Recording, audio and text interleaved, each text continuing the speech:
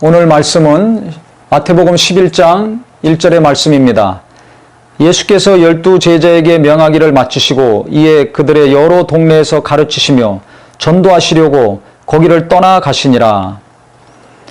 예수님이 제자들에게 많은 말씀을 하셨습니다. 12 제자에게 말씀하시고 그 다음에 떠나셨는데 여러 동네에서 가르치시고 전도하시려고 거기를 떠나셨다고 했습니다.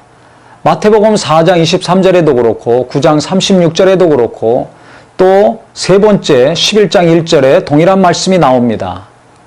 예수님이 이 땅에 오셔서 천국 복음을 전하시고 전도하시고 귀신 쫓고 병 고치신 것을 한 곳에 머물러서 하신 것이 아니라 계속 다니시면서 하셨다는 것을 성경은 강조하고 있습니다. 특히 마태는 강조하고 있습니다. 저는 오늘 이 11장 1절의 말씀을 또 보면서 교회가 어떻게 해야 되는가, 어떻게 목회를 하고 하나님의 일을 해야 되는가 답을 또 얻었습니다.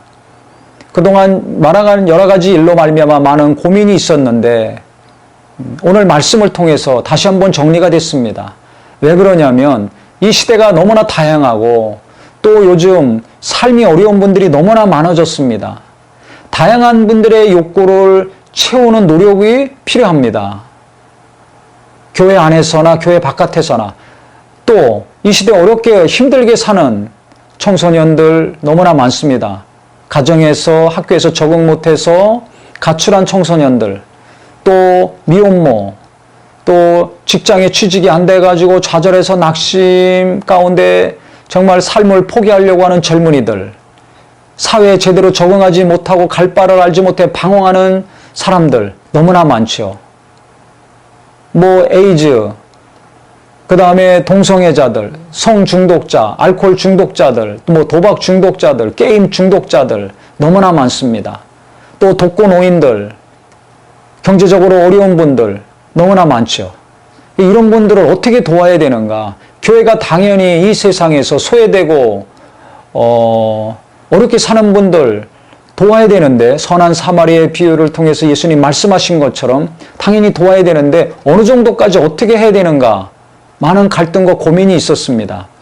그런데 분명하게 성경은 예수님이 중요하게 여기시고 행하신 것은 말씀을 전하는 사역이었습니다. 그 다음에 전도하는 것이었습니다. 그 다음에 치유하는 사역이었습니다. 예수님이 이 시대에 오시면 고아원을 차리셔서 그 당시나 지금이나 고아들과만 함께 하셨을까요? 아니죠. 동성애자들과만 함께 하셨을까요? 아닙니다. 독거노인들과만, 가출한 청소년들하고만, 미혼모들하고만 함께 하셨을까요? 아닙니다. 그 당시에도 수많은 고아와 과부들이 있었습니다. 불쌍한 사람들, 가난한 사람들 더 많았습니다. 그렇지만 그들과 함께 하지 않으셨습니다.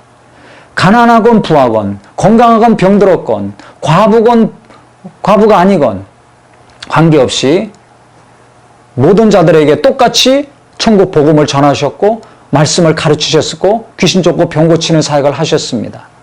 지금도 마찬가지입니다. 교회가 해야 될 분명한 사명이 있습니다.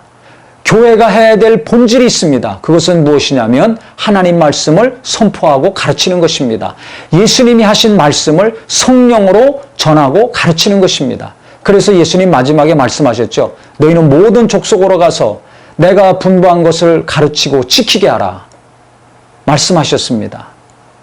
그렇기 때문에 우리가 소외된 분들, 어려운 분들 구제하고 섬기고 베푸는 사역, 돕는 사역 당연히 해야 되지만 그것이 교회의 주된 사역이 되면 안 됩니다. 그러면 교회의 본질을 잃어버리게 됩니다. 말씀이 무너지게 됩니다. 예배가 무너지게 됩니다. 전도 안 하고 살게 됩니다. 그렇기 때문에 균형이 너무나 중요합니다.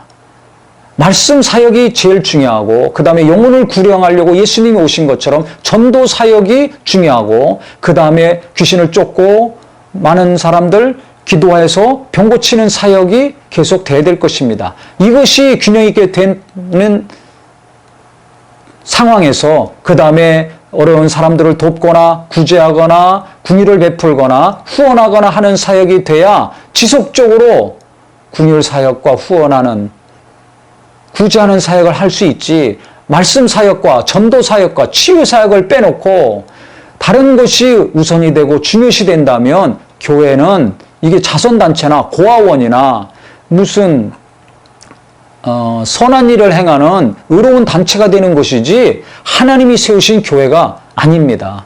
그래서 사도행전에 봐도 성령이 임하신 다음에 사도들이 계속 말씀을 전하고 가르치고 기도하는 것을 날마다 집중적으로 했습니다. 그러면서 전도했고 어려운 사람들 돌보고 섬기고 고치는 사역을 했습니다. 지금도 마찬가지입니다. 앞으로도 마찬가지입니다.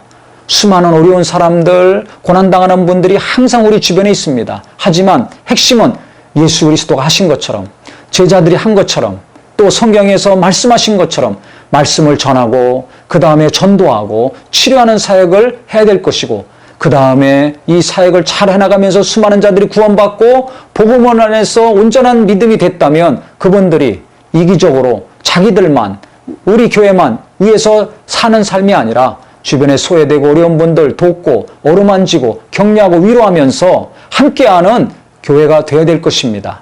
그래서 건강한 교회, 하나님이 기뻐하시는 교회는 말씀이 중요하고 그 다음에 영혼 구령의 열정이 지속이 되고 그 다음에 병든 자를 치료하고 그 다음에 소외된 자들 돕는 교회라는 것을 잘 하셔서 이것이 균형 있게 계속해서 진행되는 우리 모든 성도요 교회가 되기를 예수 이름으로 축원합니다.